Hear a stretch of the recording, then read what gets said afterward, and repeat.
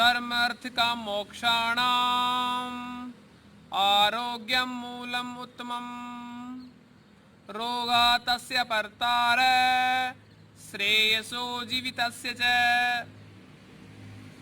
सभी योग साधकों को प्रणाम। मैं डॉक्टर एनआर और आप देख रहे हैं योग और संस्कृति चैनल। धर्म अर्थ काम मोक्षाणाम आरोग्यम मूलम उत्तमम, यानी स्वस्थ व्यक्ति ही पुरुषार्थ चतुष्टय की प्राप्ति कर सकता है। धर्म अर्थ काम मोक्ष। अगर हमें अपने जीवन में पुरुषार्थ चतुष्टय की प्राप्ति करनी है तो हमें स्वस्थ रहना है। रोगी व्यक्ति कुछ नहीं कर सकता, अर्थात वह ऐश्वर्य धन वैभव आदि तो कमा सकता है लेकिन सुख शांति नहीं। हमें सुख शांति और पूर्ण आनंद की प्राप्ति करनी है तो हमें योगिक क्रियाएं ही करनी पड़ेगी। और इन योगिक क्रियाओं में हमारे ऋषि मुनि ने हमारे जो आंतरिक अंग है, हमारे जो आंतरिक दोष हैं, मल हैं, उन मलों को दूर करने के लिए हमें ये जो प्राणायाम है, ये योगिक क्रिया हमें प्रदान की है। इस प्राणायाम के माध्यम से ही हम हमारे आंतरिक दोषों को दूर कर सकते हैं। हम जो आसन करते हैं उससे तो हमारे जो बाह्य अंग है उनके जो दोष हैं वो दूर होते हैं, लेकिन प्राणायाम से हमारे जो आंतरिक दोष हैं वो दूर होते हैं। तो मित्रों, आज बात करने वाले हैं हम पंच प्राणायाम के बारे में। 5 प्राणायाम। हमारे दिन की शुरुआत इन 5 प्राणायामों से करनी चाहिए ताकि हमारा शरीर, हमारा ये देह स्वस्थ और निरोगी हो। पूर्ण परमानंद की प्राप्ति करनी है तो उनमें पहला प्राणायाम है उद्गीत प्राणायाम। अब उद्गीत प्राणायाम के लिए हम पहले आरामदायक स्थिति में बैठे। अब सुखासन लगा सकते हैं, पद्मासन लगा सकते हैं, अर्ध पद्मासन लगा सकते हैं। तो अपने एक पैर को यहाँ अपनी जो जगह है उसके पास में रखना, दूसरा पैर अपने नीचे आराम से। ये अपनी अर्ध पद्मासन की स्थिति में। पूर्ण पद्मासन में भी बैठ सकते हैं। अगर जो बैठ नहीं सकता कुर्सी पर बैठकर भी प्राणायाम कर सकता है। ध्यान मुद्रा में पहला प्राणायाम उद्गीत प्राणायाम। उद्गीत प्राणायाम में हम 3 से 5 सेकंड तक श्वास को पूरक की क्रिया करेंगे। हमें प्राणायाम में पूरक, कुंभक और रेचक की क्रिया के साथ में करना है मित्रों। पूरक वह है जिसमें हम श्वास को अंदर भरते हैं और कुंभक में श्वास को अंदर रखते हैं और रेचक में श्वास बाहर निकालते हैं। तो पूरक 3 से 5 सेकंड तक।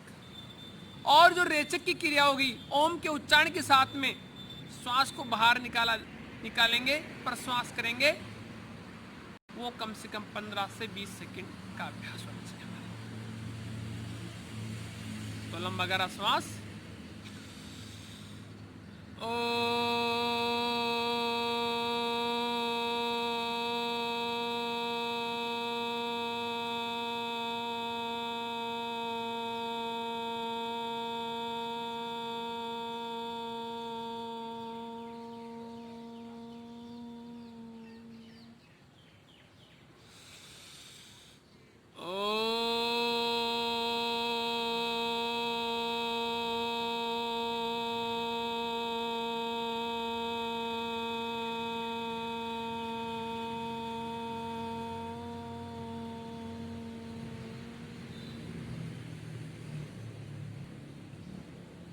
पंद्रह से 20 सेकंड का अभ्यास करना है इस प्रश्वास।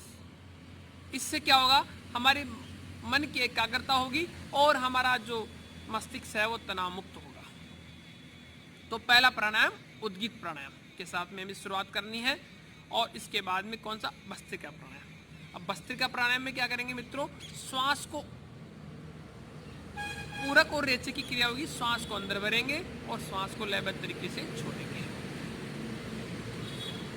इसमें भी हम 2.5 से 3 सेकंड तक श्वास को भरना है और 2.5 से 3 सेकंड तक श्वास को छोड़ना है। पूरक और रेचक की क्रिया।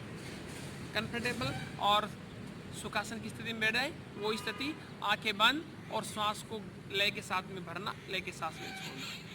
और मन में एक दिव्य संकल्प कि मेरा शरीर इस सृष्टि में जो पवित्रता है, शांति है, सुख है, जो दिव्य शक्ति है, मेरा शरीर प्राण के माध्यम से ये दिव्य शक्ति मेरे शरीर में प्रवेश कर रही है और हमारे जो शरीर के जितने भी विकार हैं, दोष हैं, वो प्रश्वास के माध्यम से बाहर निकल रहे हैं। ऐसा मन में दिव्य संकल्प होना चाहिए।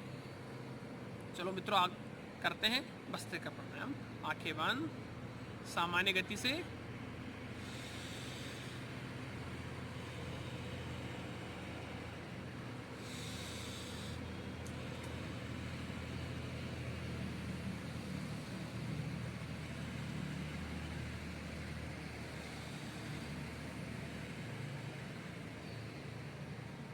जब श्वास अंदर भरते हैं तो श्वास पेट में नहीं भरेंगे, श्वास अपने फेफड़ों में भरेंगे। पेट नहीं फूलना चाहिए, अपने जो लंग्स हैं, अपने जो फेफड़े हैं वो फूलेंगे। दूसरी क्रिया कैसे कर सकते हैं? दोनों हाथों को सामने, श्वास भरते हुए दोनों हाथों को दोनों साइड में खोलना है।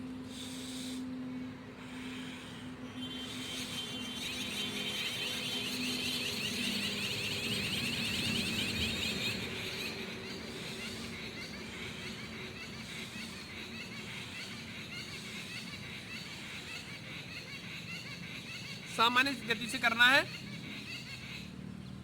जिनके उच्च रक्तचाप की समस्या है, हाई ब्लड प्रेशर और हार्ट से संबंधित समस्या है, ये प्राणायाम सामान्य गति से करना है उनको। और गर्मी में इसको अधिक समय के लिए नहीं करना। एक स्वस्थ व्यक्ति को 5 मिनट ये प्राणायाम करना चाहिए। बाकी हम असाध्य रोगों में इसका समय बढ़ा सकते हैं। हमारे साइनस से संबंधित जो समस्या है, गले से संबंधित समस्याएं वो दूर होती है। नज़ला, जुकाम, एलर्जी आदि जो समस्याओं से हम बच सकते हैं।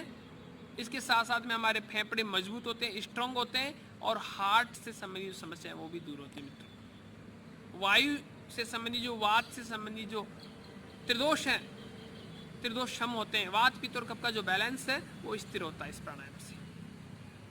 तो दूसरा प्राणायाम था भस्त्रिका। तीसरा प्राणायाम की बात करेंगे मित्रों, कपालभाति। कपाल यानी मस्तिष्क और भाति यानी चमक। जिस प्राणायाम को करने से हमारे चेहरे पे आभा, तेज, ओज, कांति बढ़ती है, वो प्राणायाम है कपालभाति। कपालभाति में क्या होगी? रेचक की क्रिया होगी। अंतःश्वसन होगा वो सामान्य रहेगा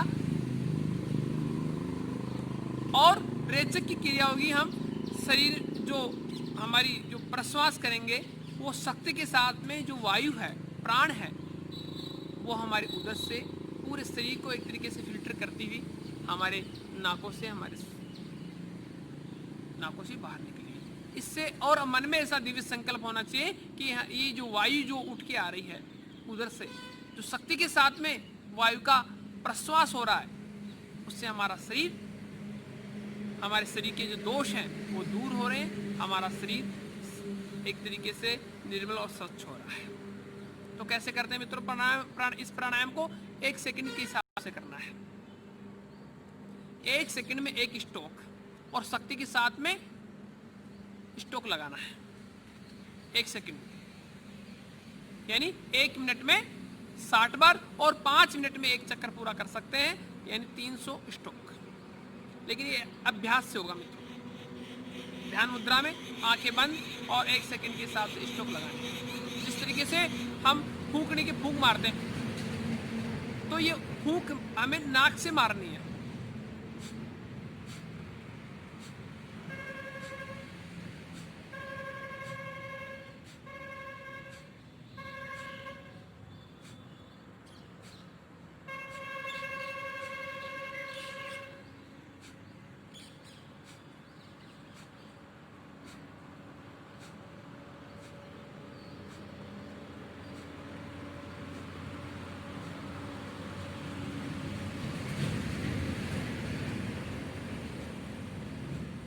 शुरुआत में करेंगे तो अपने जो पीठ है वहाँ पे पेन हो सकता है, दर्द हो सकता है, लेकिन घबराने की जरूरत नहीं है। वो स्ट्रोक जब पेट में लगते हैं तो हल्का दर्द हो सकता है। इससे क्या होगा? हमारा जो पेट है, मोटापा है, वो भी दूर होता है। इसके साथ साथ में जो उदर के जो अवयव हैं, लीवर है, किडनी है, अग्नाशय है, पेनक्रियाज है, ये स्वस्थ और निरोगी होते हैं। इसके साथ साथ में डायबिटीज के जो रोगी हैं उनके लिए बहुत ही लाभप्रद प्राणायाम है, लाभदायक। इसके साथ साथ में हमारे हार्ट के जो ब्लॉकेज हैं वो भी खुलते हैं और हमारा जो लंग्स है, फेफड़े हैं, वो मजबूत स्ट्रांग होते हैं। साइनस से संबंधित जो समस्याएं, नज़ला, जुकाम, एलर्जी, ये जो समस्याएं हैं वो जीवन में कभी नहीं होने वाली मित्रों, और जिनके है वो निश्चित है दूर हो जाएंगी। तो कपालभाति ये प्राणायाम स्वस्थ व्यक्ति को 5 मिनट करना चाहिए। अब इसके साथ साथ में चौथा प्राणायाम अनुलोम विलोम, जिसको नाड़ी शोधन भी कहते हैं। अब अनुलोम विलोम में क्या करना है, वो स्थिति और वायु मुद्रा बनानी है और अपने दाहिने हाथ के जो अंगूठा है उससे नासिका के दाएं छिद्र को हल्का सा दबाना है और बाएं से श्वास भरना है। और जब बाएं से श्वास हल्का दबाया, बाएं से श्वास को अंदर भरेंगे और दाएं से छोड़ेंगे, दाएं से फिर भरना है और बाएं से छोड़ना है। ये क्रिया निरंतर चलती रहेगी। अनुलोम सीधा, विलोम यानी उल्टा। एक बार देखते हैं कैसे करेंगे। और यह स्थिति ये भी हो सकती है अपनी, इस तरीके से रख सकते हैं।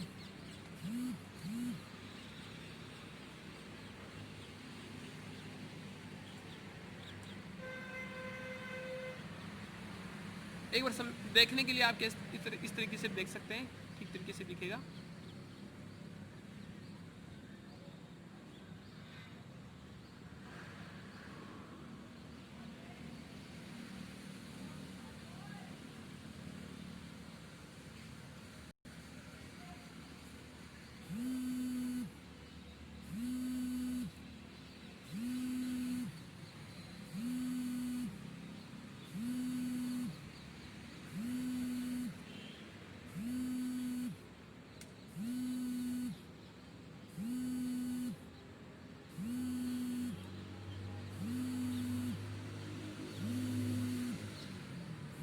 लेकिन अपने को कंफर्टेबल स्थिति में ये रहेगी स्थिति, तो अपने को अधिक लंबे समय तक इस प्राणायाम को कर सकते हैं इस तरीके से।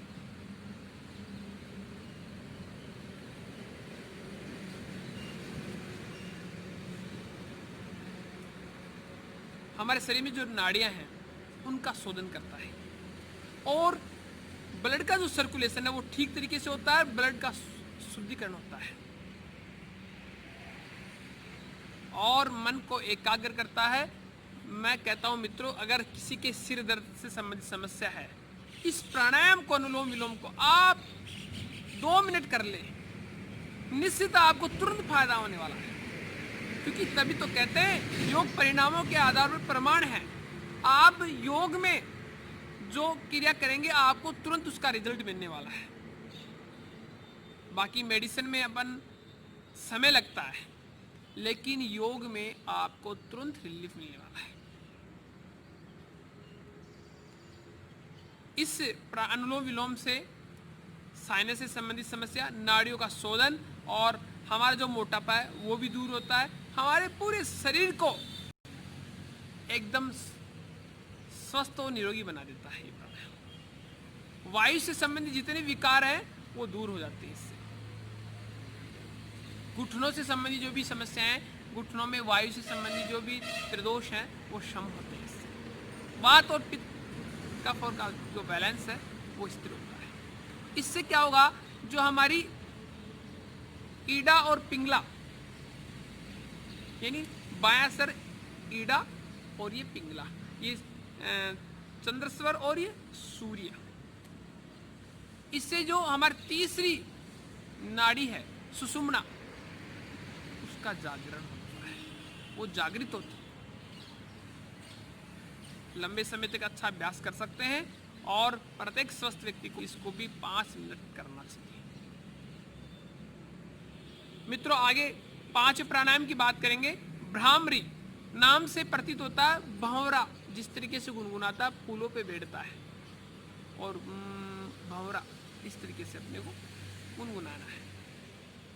अपने अंगुष्ठ को कानों में लगाना और अपनी जो तर्जनी है उसको ललाट पे, मध्यमा, अनामिका और कनिष्ठा को अपने आंखों के पास में, और लंबा गहरा श्वास और मकार का उच्चारण।